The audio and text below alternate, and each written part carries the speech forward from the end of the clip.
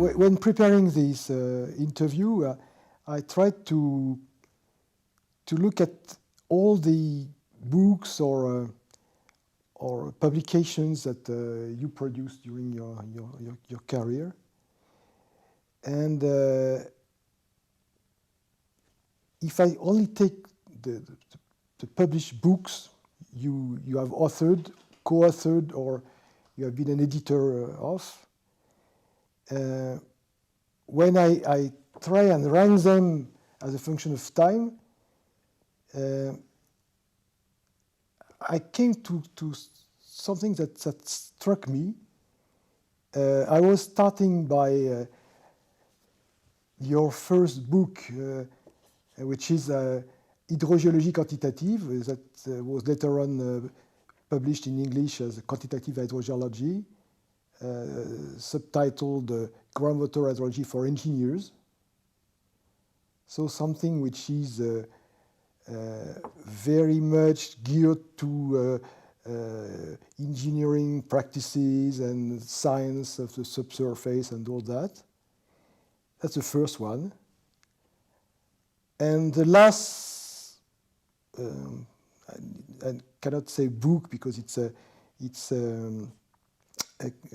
CD recording of a discussion you had with another colleague from the French Académie des Sciences, Henri Léridon, is entitled How to Feed the Planet in 2050.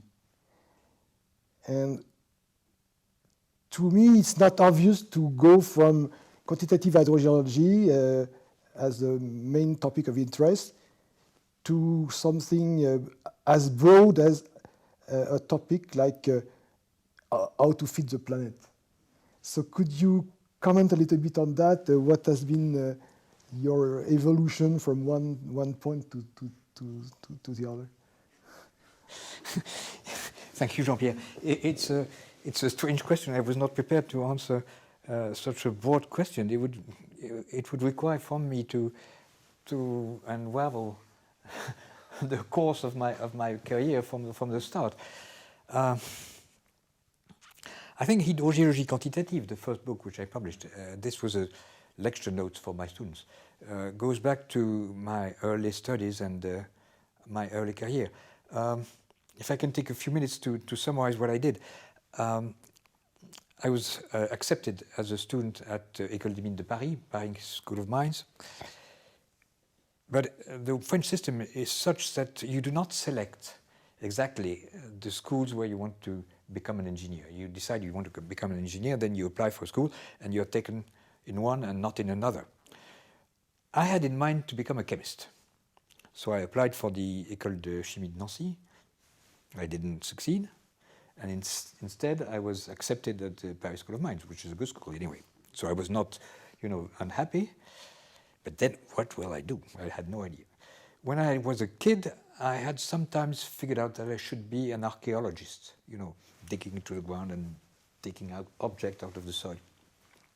So when I came to École des Mines, after a while, I became very interested in geology. They had good courses of geology.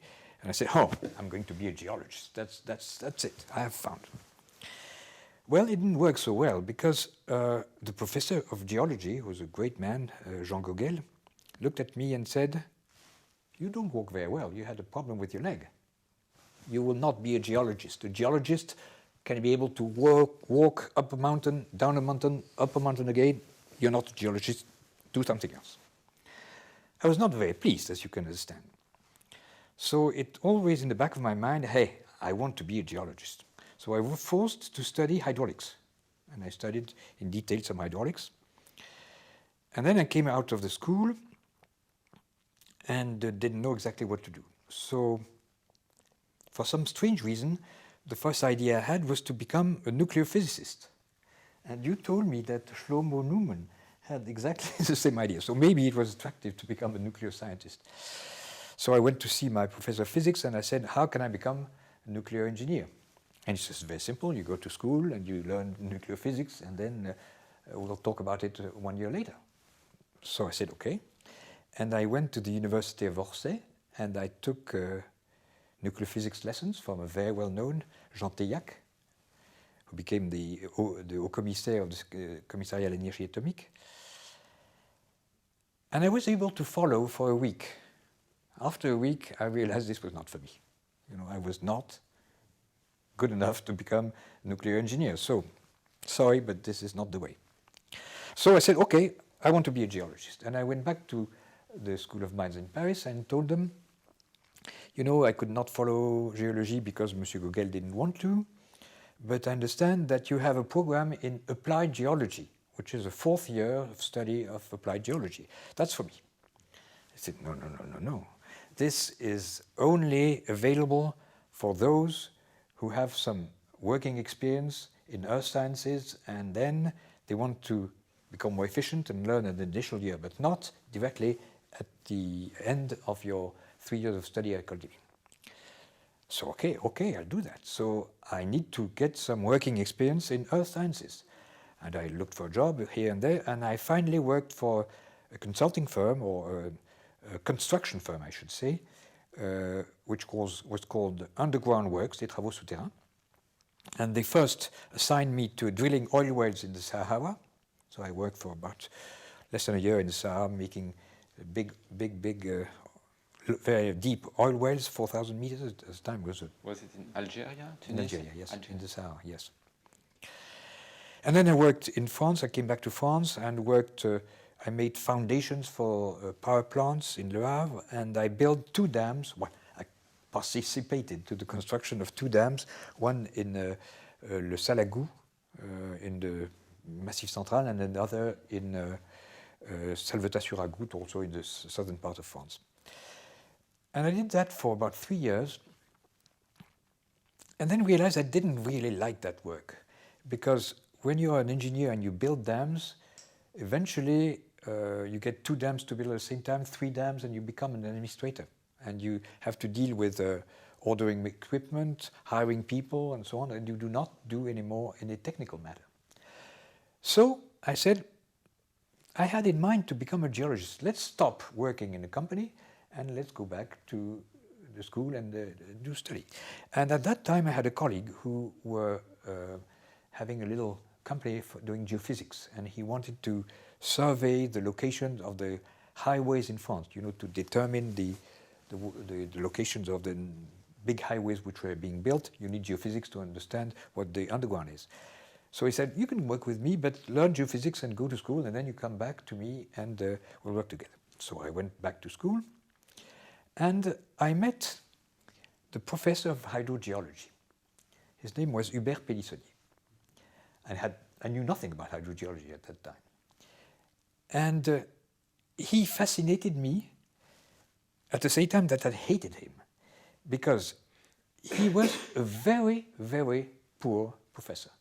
His lecture was very bad, but he had written a little booklet on the science, and in order to understand what he was saying, you had to work very hard on his booklet. So in other words, he was a poor lecturer, but a very good teacher, in fact, that he had a good material to give you, and he gave me the desire, the envy to learn hydrogeology, and this is what I did with him. So at the end of my additional year of school at École des Mines, I looked a little bit for a job, but my geophysicist friend had made bankrupt, so he couldn't hire me anymore, so it didn't work out. And I was going to leave and do something else, and the director of École des Mines at that time, Pierre Lafitte, who was very important in my career, told me, well, you know, we are starting to build a research center at the School of Mines. They had no research center so far. That was in the late 60s, 67. And we would like to do something in hydrogeology. Would you be interested in working with us for a couple of years, and then you will go back to industry or do something else? So I said, okay, and I started to work at École des Mines in 67 to do that. So this is the first start of the story, and I mean, the interest in going into quantitative hydrogeology, I think it goes back to Hubert Pélissonnier, who had written this little fascicule, this little booklet on the quantitative hydrogeology. He didn't term it that way. But very soon, in 73, he stopped teaching that, and he asked me whether I could go on and teach his course. So you know, he was really a father in terms of teaching me hydrogeology and then asking me to take his boots and teach that topic. My interest to hydrogeology came from that. I think this is perhaps a... Was he retiring? Or? No, he was a mining engineer, and he was interested in ore body formations. Okay. So he was interested in lead zinc deposits, in copper deposits, and so on. And hydrology was just a side aspect of his career. So he was very happy to have somebody to give him the course and not be able to because he had no applied experience of that. He never went to the field. He was only learning through books and reading things. And his teaching was very much based on the Palu-Barinova-Koshina, which is the Soviet school of hydrogeology. That's where he developed all the concepts of equations, of compaction, all the classical things which you're familiar with. So this is a brief summary of my career. And this leads me at working at École des Mines, where I did a number of things with you and you others. Were already in Fontainebleau at that time? Yes. From the beginning? From the beginning, I was hired to work in Fontainebleau, and I worked for exactly 20 years. And MCLM was the head of the group. He was already there before? No, it's a little bit strange. MCLM was a civil servant in the mining department of the Ministry of Industry, and his position was in Bordeaux, and he had administrative duties in Bordeaux. But he was interested, he was a very active man, and he was interested in having research done in hydrogeology. He was the man who introduced the TACE equation and the method of TACE to determine transmissivities and sororativities in aquifer by pumping tests, which were unknown. In the early 60s, it was unknown in France. And so he introduced that to France, and he wanted to go into more quantitative hydrogeology, and he had realized, this was in the early 60s, that one promising way was numerical modeling. There was no numerical modeling done in France at that time, and MCLM said, this is something which is very important for hydrogeology. You need to develop codes that can solve the flow equations and so on. So we started with this objective, quantitative hydrology, numerical modeling, and very soon he told me, you need to work on the inverse problem. So MCLM was also very important in my early career, I would say. I think then came the trip to the US, and that was a very important moment in your career. Yes. Because this is the moment where you have been meeting all the people. Yes. Important people in the US. Maybe you can tell this story. Yes, this is, I think, a very wise movement of my director, Pierre Lafitte, from École des Mines. He was a nice person, but rather, imposing. You would not say no to him. He was a strong personality. And he called me in his office one day and says, Marsily, here is a check of so many thousand francs. You use that money and you're going to make a visit of all the hydrogeology in the US. You stay 2 months and then you come back to me and tell me what is going on in the US. So, a sort of blank check, make this travel, go and meet the important people, find out who they are, see what they do, and then you come back to me and see what are the good, teams, what are the good ideas, where should we do our effort of doing research in hydrogeology. And, it was even me 5 minutes. Go out and do it, and then come back and tell me. So this was I think it was a very, very, at least for me, it was very important. What is surprising to me is that he didn't send you to Europe before, because there were, of course, some people in Europe, like in Holland, or no? Yeah. You should ask him. He's still alive, so you should ask him. I don't know the answer. I would say that the best hydrogeology was run in Holland, in the Netherlands at the time. But in the hydrogeology in Holland was, I forgot the name of it, was under the very strong dictatorship of one person. And this one person was against anything outside Holland. So he forbid any of his people to travel around, and he refused any contact with other groups. There were groups in Spain a little, in Italy, but nothing very, I would say, very modern or appealing. I'm talking about the, you know, the early, late, mid 60s. Perhaps a little bit in Britain, perhaps a little bit in Germany, but nothing, you know, spectacular. Whereas hydrogeology was starting to become something very important in the US, and you had good people in many, many universities doing hydrogeology. So I had the very good luck to be able to do this traveling. I went from the north to the south, from the east to the west, and traveled all over the United States and met people in New York. I met with Al Fries at the Yorkton Heights IBM Research Center. I went to Canada. I met Joe Toth in Calgary. I met people in Quebec from like Jean-Pierre Delhomme, Jean-Pierre Villeneuve, Bernard Bobet. I went to Berkeley, met with Witherspoon. I went to Tucson and met with Kiesel. Shlomo was not yet at... I met Shlomo in Berkeley at that time. I met Narasimhan and many others. I went to Texas. I went to many of the university. And eventually, since I was, you know, not meeting people at conferences, I was visiting them in their lab. So I was asking questions. What do you do? What are the topics you're interested in? And so on and so forth. So I established personal contact with these people. Were you giving lectures or talks? Were I living? No. No?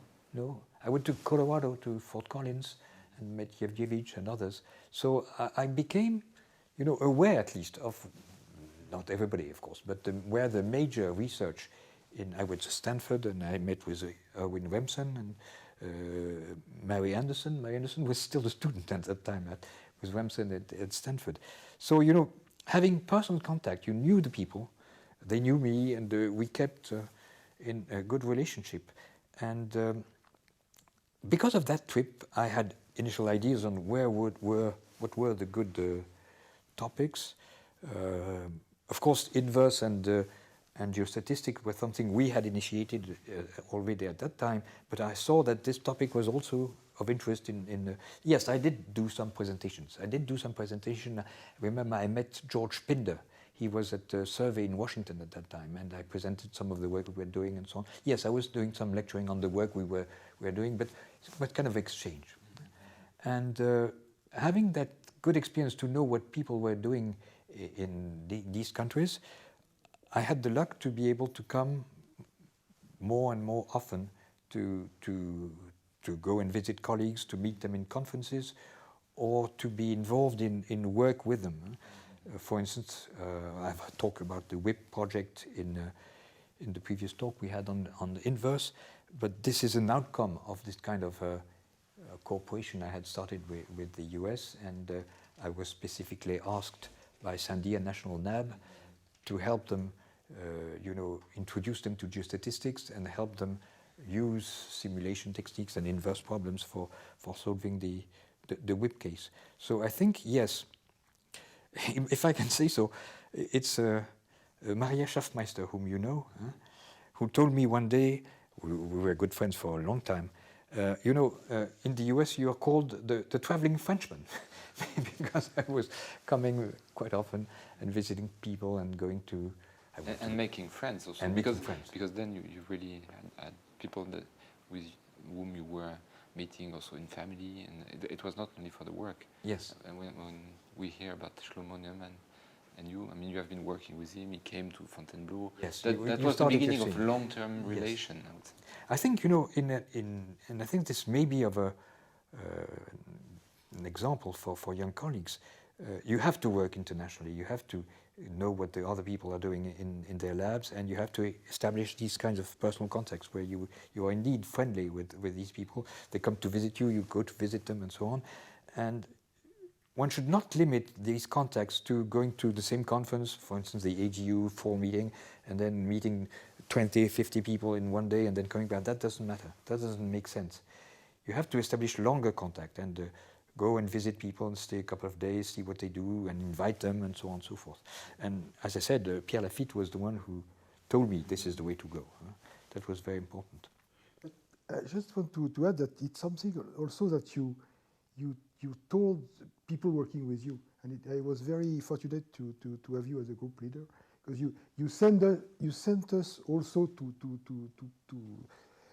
visit people. And it was since you are knowing a lot of people in the U.S. and especially in the U.S. and Canada, it was easy for us to meet people. We just had to say we are students of Ghislain, and the doors were open, and it was really great because it was broadening our own scope. I mean, you were sharing this larger vision that you had, and I want to thank you for that because it was. I mean, it's you learn from Pierre Lafitte that it was a thing to do, and you did it. So it's great. It's really great.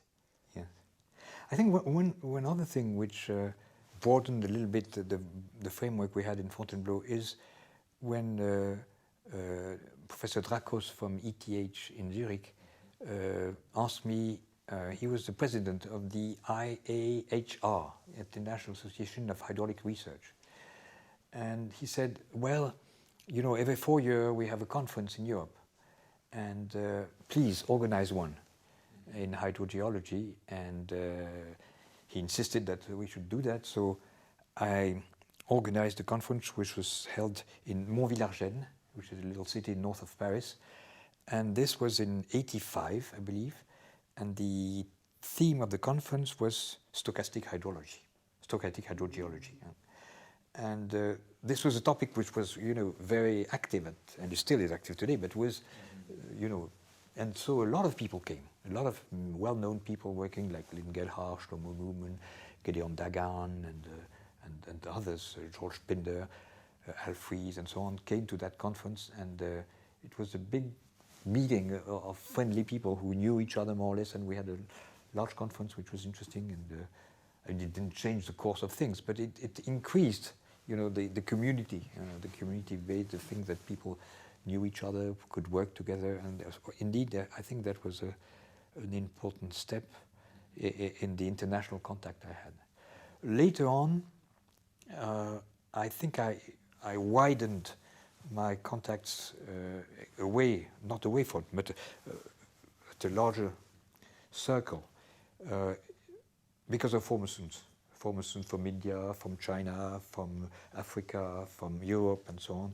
Of course, when you become older in age, then you have many students who have been working with you and who go back to home and they invite you, and then you establish and you further your understanding of how the work is going on at the world scale. I had the fortune to have many students. I shouldn't say that, but I'm not sure about the number, but I think I may have had 90, 95 PhD students over the course of my career, which is too much. So I agree. But of course, that makes a lot of contact in many countries. And since I enjoyed having students and working with them, I kept good contact with most of them. So. And you have been also teaching a lot to master's students. Huh? You have also been teaching to a lot of master's students. Yes. Well, I like teaching. And yeah. I like teaching. And I'm sure they all remember the classes. And yes. Maybe this is time to go to the. Yeah, it's just two. I mean, actually, it's 4 pictures that I brought together in order to ask you what are your comments on that.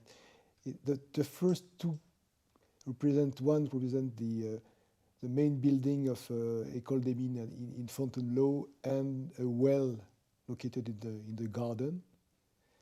And the other one represents the Paris University in Jussieu and the River Seine. And to me, it was a kind of summary of your career. So it looks simple like that, but I think there is a huge step between the first pair and the second one. And how you decided or came to move from Fontainebleau to the center of Paris, and how did you come from the subsurface to surface waters and? Yeah, that's another another long story. So I stayed, as I said, 20 years at École des Mines. Initially, I told you, Pierre Lafitte told me, well, you should stay 2 years and then go back to industry. Well, it didn't work out that way, and I stayed longer. I was the head of the group for about 12, 13 years.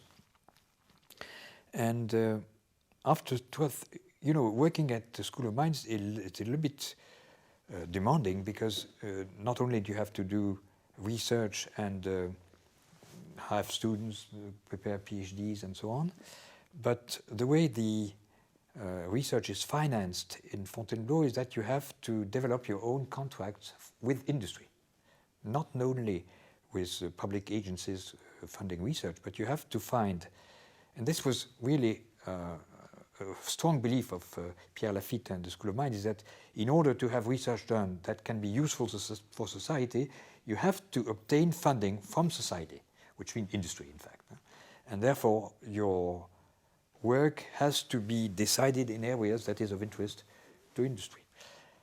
So it's very nice, but it's also very demanding, because you have to find your budget every year and to find finance and to ask for money and so on and so forth. So I've done that for 12, 15 years.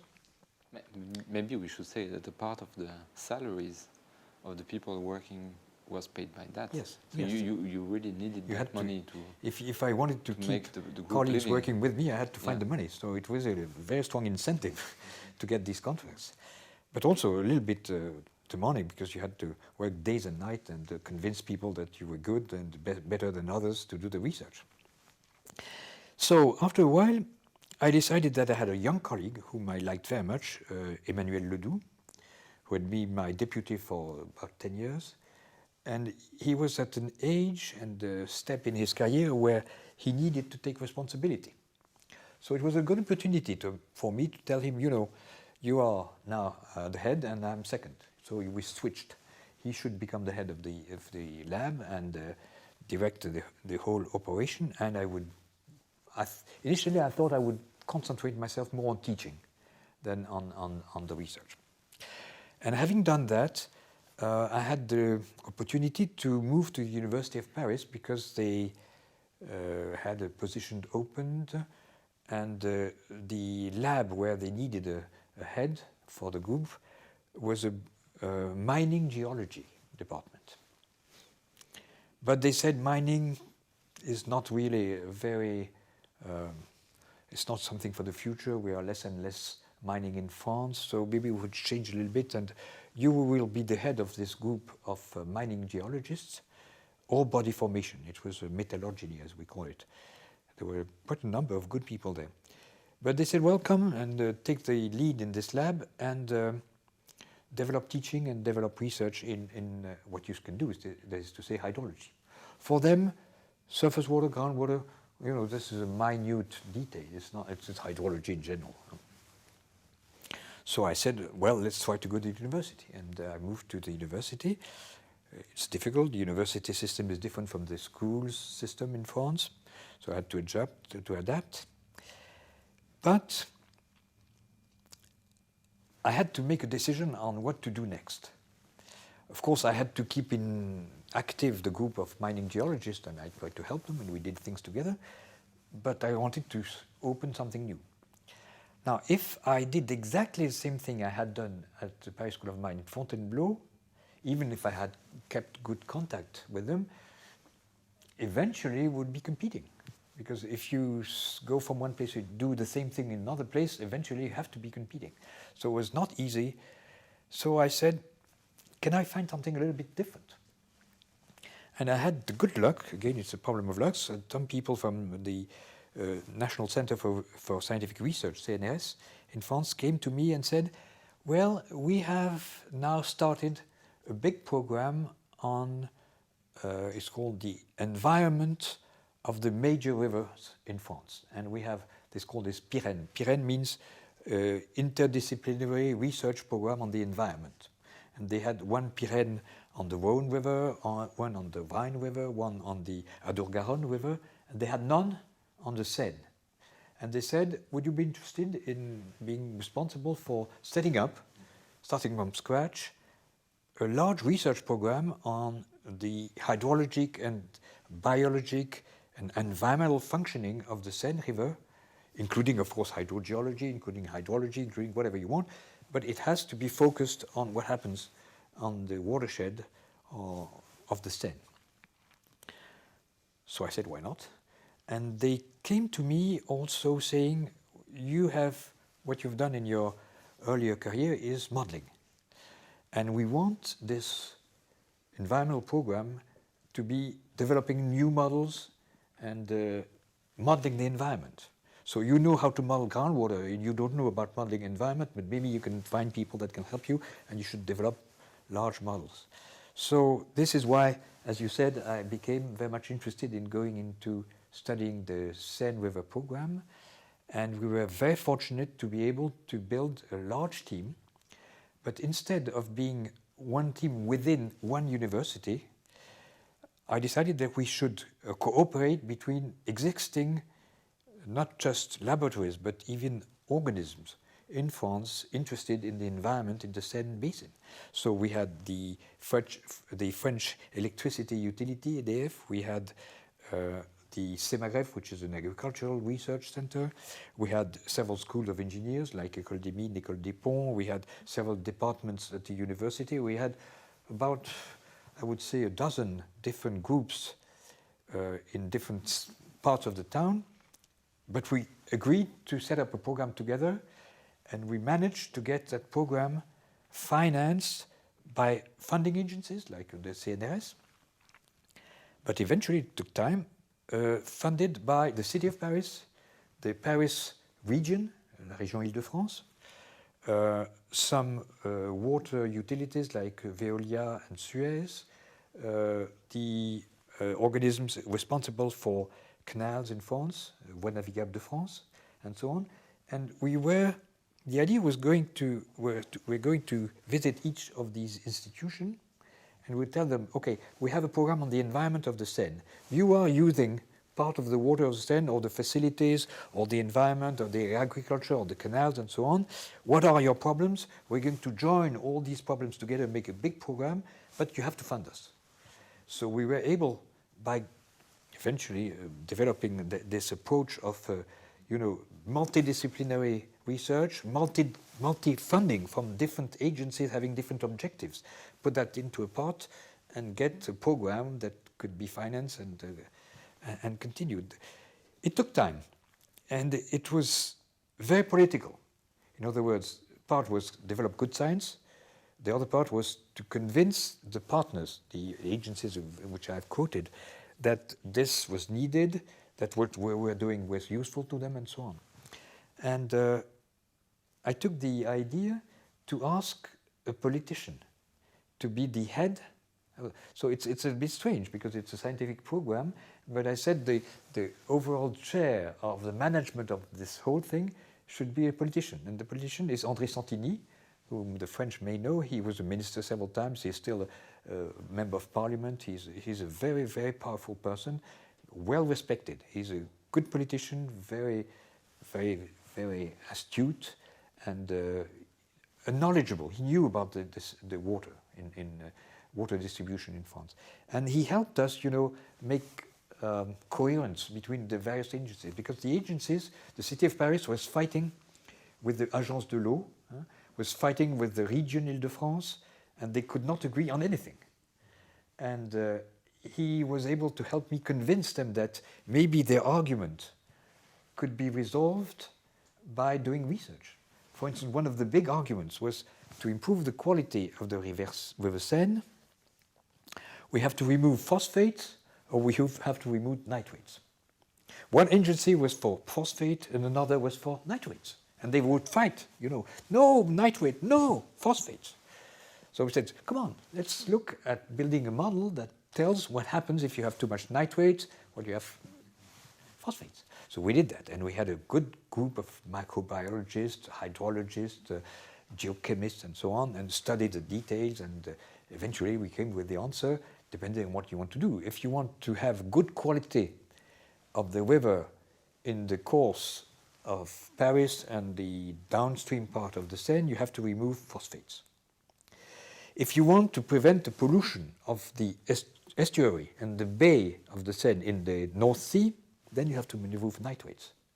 So you know the two had their good reasons, but the application or the conclusions of what they recommended had different consequences spatially, and that was, you could not say that just from first principles. You had to develop good models to understand all that. So we did that, and we worked for many years. I mean, this program started in '89. We are in 2011. It's still going on. Of course, I'm no longer responsible for that program. I did that for 10 years, and then another colleague took over for 10 years, and then a third colleague is now heading the group. But you know, this, I believe, is a good example of what environmental research should be at a large scale. When you have a basin, you want to understand the water quality in the Seine. It's an outcome of many things: industrial processes, human wastewater, drainage of agricultural soil, which provides phosphate, nitrates, and pesticides, and so on. So there are many problems, and it's very difficult. You have transfer in the water by the flow, the rainfall, runoff, flow in the rivers. You have transfer by particles.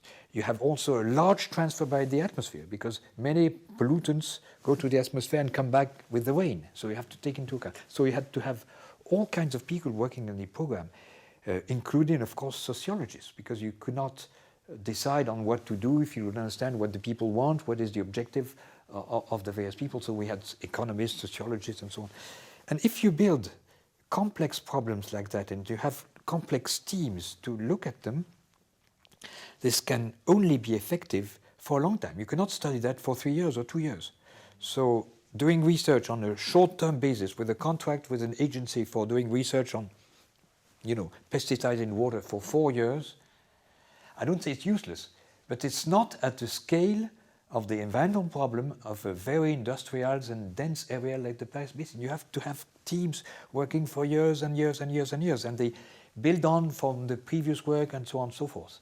So I was fortunate to launch such a big program and become interested, you know, in a little bit getting away from hydrogeology per se and doing quantitative modeling and so on, to looking at the picture from a more global aspect. So this is why, one of the reasons why I went from, you know, hydrogeology, quantitative hydrogeology, to more broader problems, more global problems. This explains, to me at least, the move from quantitative hydrogeology to your last book, which starts to be a bestseller in France, L'eau, un trésor en partage, because this book tried to convey the global vision you were mentioning that you got from your own experience. There is still one more step to go to the very latest item you produced, this CD recording with one of your colleagues from the academy about how to feed the planet, because it's another shift in this kind of global vision or kind of broadening of the scope. Yes. How did you come to this? Well, this is, I would say, an outcome of my election as a member of the Académie des Sciences, the French Academy of Science, which occurred, I think, in '93. I was a correspondent, and then I became a member in 93, maybe later on. Anyway, in the year 2000 or something. Well, at the Academy, in principle, there's not much to do. You see, you are very proud because you're at the Academy, but apart from that, it's not really very demanding.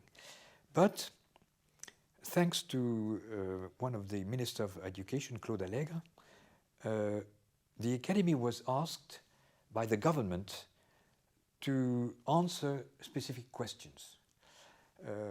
Contrary to the US, where you have the National Research Council, which publishes reports, several per year, where the academies, the 3 academies in National Academy of Science, National Academy of Engineering, and Medicine, they would join together and produce reports. This was not common in France. And when Allègre asked the Academy to produce reports on topics that were of interest for the government, I think this was the first request to the French Academy of Science since 1755. You know, nothing had been asked of the Academy. So, and well, the reasons why I became interested in these topics we were mentioning is that the Academy asked me, well, can you take over and produce a report on what is the water problem?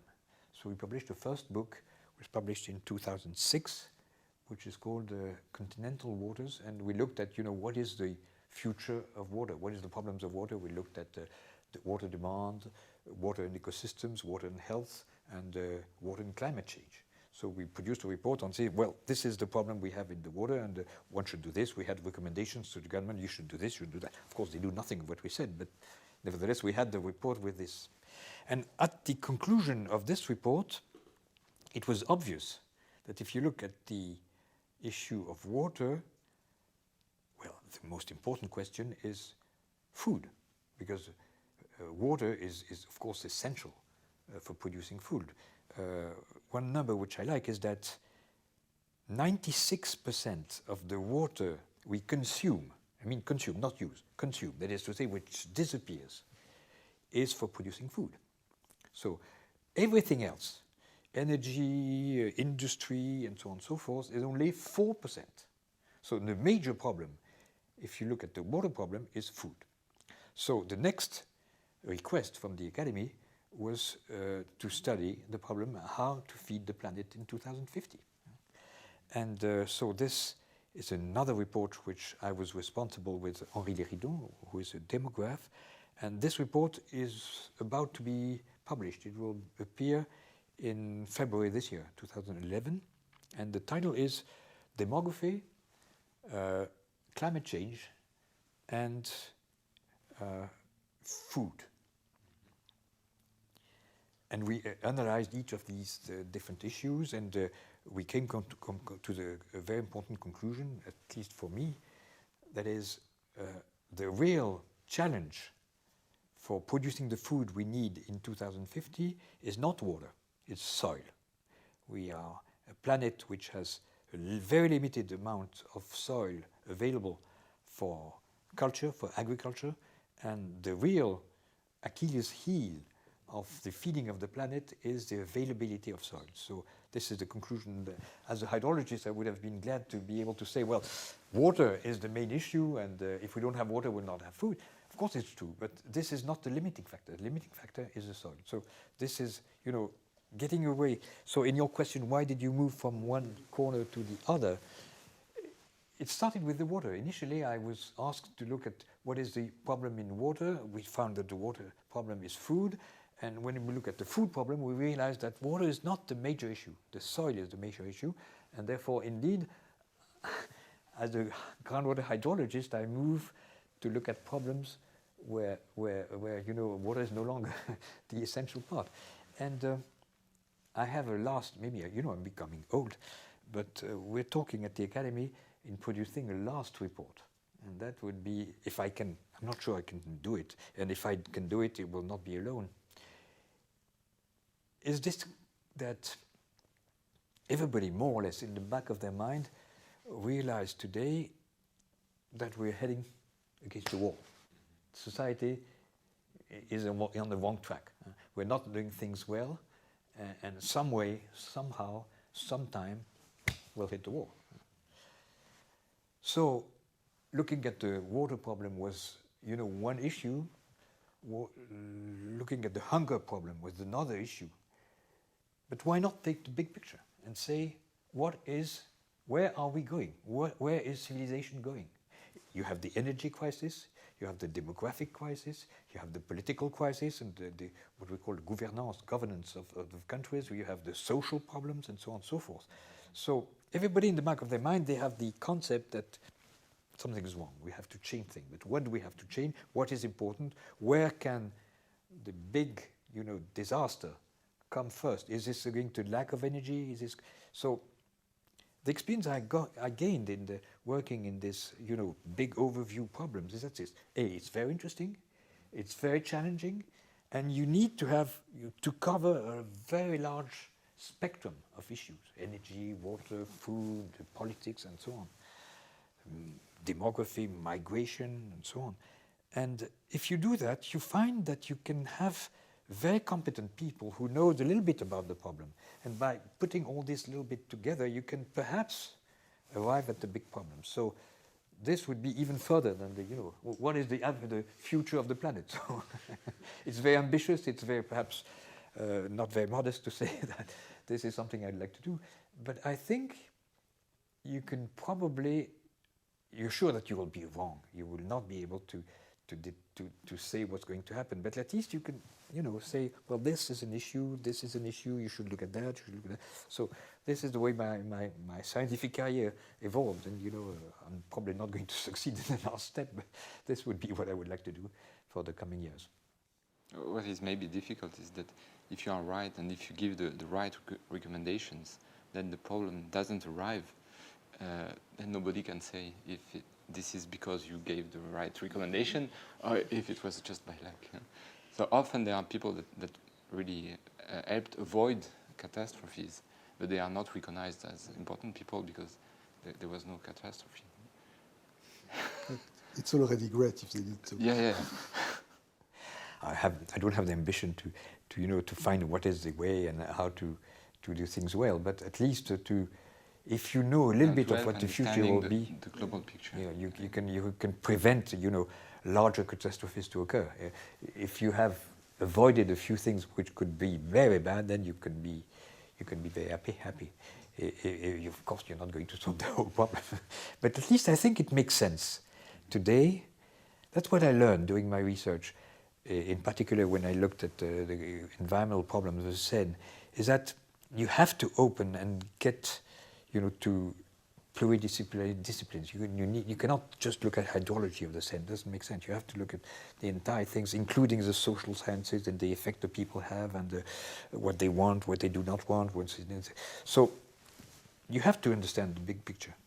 When we looked at this problem of hunger, one of the main questions we asked is demography is bringing the number of people in many continents, and particularly Asia and Africa, are increasing, whereas Europe and North America is stable or decreasing, and Russia is decreasing. Are people going to stay where they are, or are they going to move? The problem of migration. You have this, the first incentive to moving is economic, because we are rich countries, they are poor countries. And then the second issue is climate change. People will be forced out of their local areas where they are because there's no more water, or it's too hot, or it's too cold, or something. So how can you make a prediction on that? And of course, it's very important. If Europe is going to be, Africa is 1 billion people today. It's going to be 2 billion in 2050, because Africa is increasing at a very tremendous rate. Now, one simple solution to that problem is that all the Africans come to Europe. So we have to make room for 1 billion Africans to live in Europe. Obviously, it's not possible. There's about 350 million or 250 million Europeans. We have no way to get. So how can you make predictions as what's going to be the number of people coming? And then you have to talk to economists, you have to talk to sociologists, to historians, to military people, what is going to happen, what kind of... So you have to get into these very difficult issues if you want to make sense to what the future is. And it's difficult, you're almost sure that you will get the wrong answer, but at least asking the question and seeing what is the... For instance, the disaster in Africa today is that you have migration of people from the rural areas to the major capitals, and you have many millions of people coming in cities which are not ready to accept them. So you have slums everywhere. Every big city in Africa has slums which are even larger than the city itself. What can you do about that?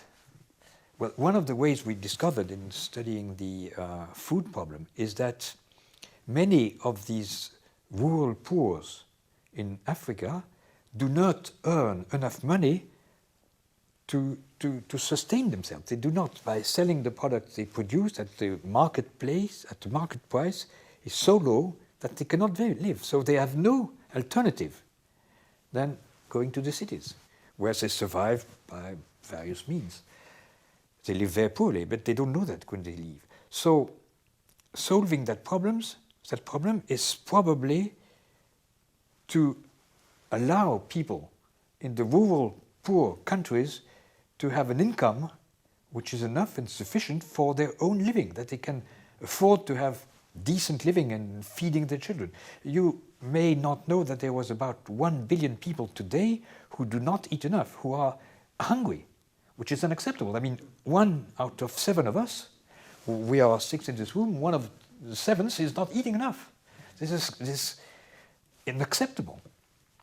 And this is due to the fact that those rural poor have a productivity rate which is too low and they cannot support themselves. So feeding these people correctly, making the price of agricultural product high enough that they can support themselves, buy the equipment they need, this is economics, but this is fundamental in the migration problem, and of course this is known by anybody who has worked on this issue. But when you try to see the big picture, you find out all these things.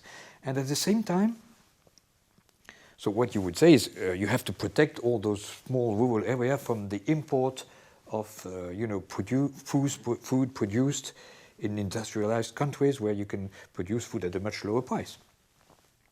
So you would say you would have regulations. Well, it doesn't work that way, because since the work is going to have to exchange food from continents to continents, you have to keep the open globalization of the food market. So you have, at the same time, 2 completely opposite objectives. One is to improve the fluidity and the responsibility of the food market on the one hand, and at the same time protect those poor people from the same market you have to develop. How do you do that? So we don't know. But you understand that this is the big issue. Today, to me, the big issue is there. How to have the poor get food and money enough to live correctly and avoid them going into slums in the suburbs of big cities, and at the same time develop international relations and markets so that people can eat everywhere in the world. Those are interesting problems. So this is the kind of things I'm interested to do.